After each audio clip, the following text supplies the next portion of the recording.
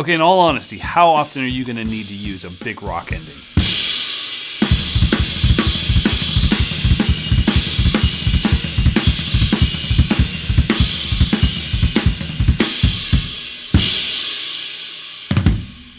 Every single time you play a gig. Ever. Guaranteed there will be multiple songs in every live gig where someone in the band turns around you and says, "Keep going," or "Give me some." Now there's obviously nothing new about big endings in songs. If you've ever been to a concert, you've experienced a big rock ending.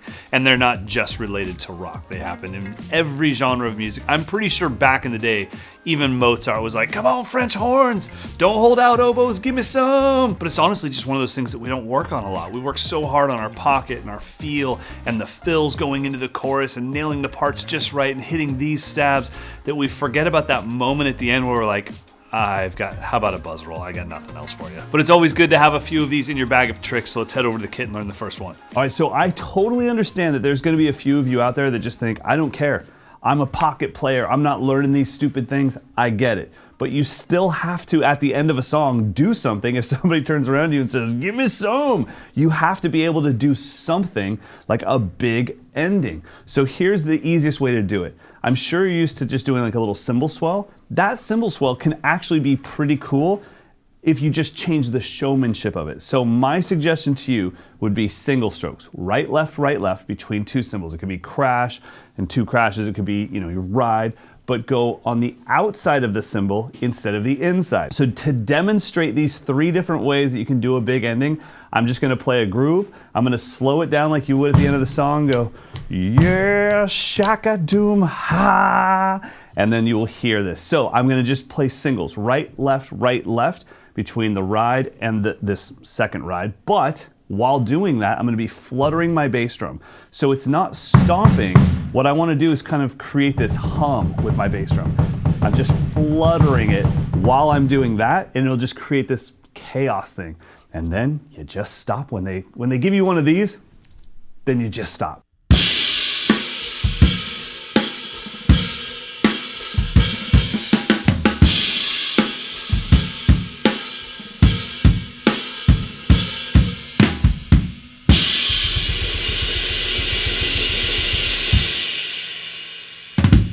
I know it's overly simple, but it honestly works. And as long as you do the face and go like, the whole time, everyone will buy into it, like, "Oh, that was crazy."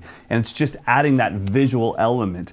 Like I said, I know this is kind of silly, but it's not that silly when you find yourself on a gig and you have to do this. And you're like, all right, at the end, we'll just do like a big holdout. And you're like, cool. Am I gonna do a buzz roll?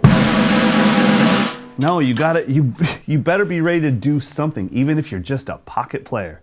All right, the second one, this is my all-time favorite. I use this all the time. This is basically how I end almost every song because I just like it. It comes out of me naturally. It's very simple. It's two bass drums followed by paradiddle diddle. That's all it is. So kick, right, left, left. Kick, right, left, left. So let me just play it by itself so you can hear it.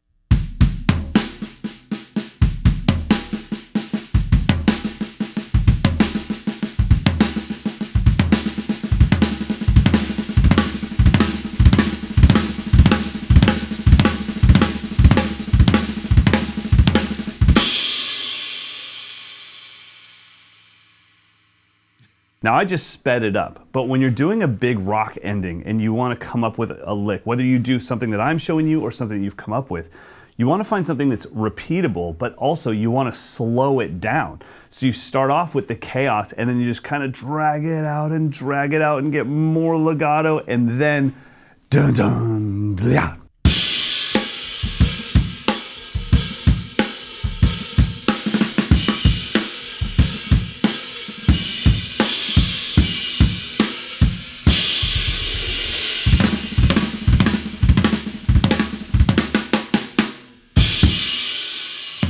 Now this third one is one of my all-time favorites because it involves rudiments. And I think anytime, especially as a drum teacher, I can involve a rudiment specifically.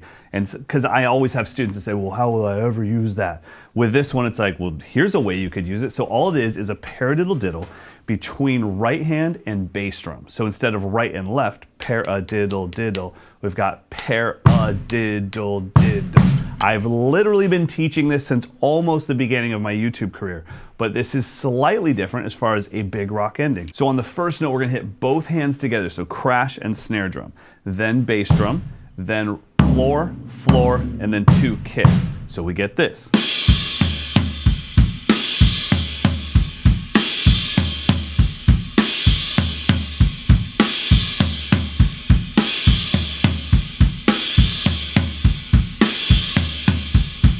Now this one's definitely going to require a bit of foot speed and some pattern recognition.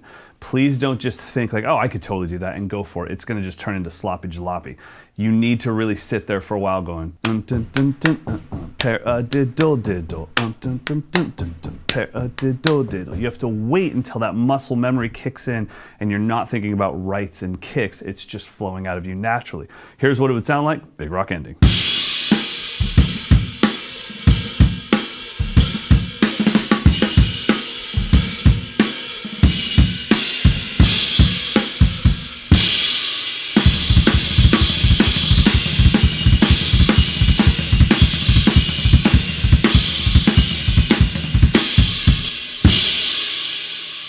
Even as I'm filming it, I fully understand how silly this stuff is, especially doing it in a room all by myself.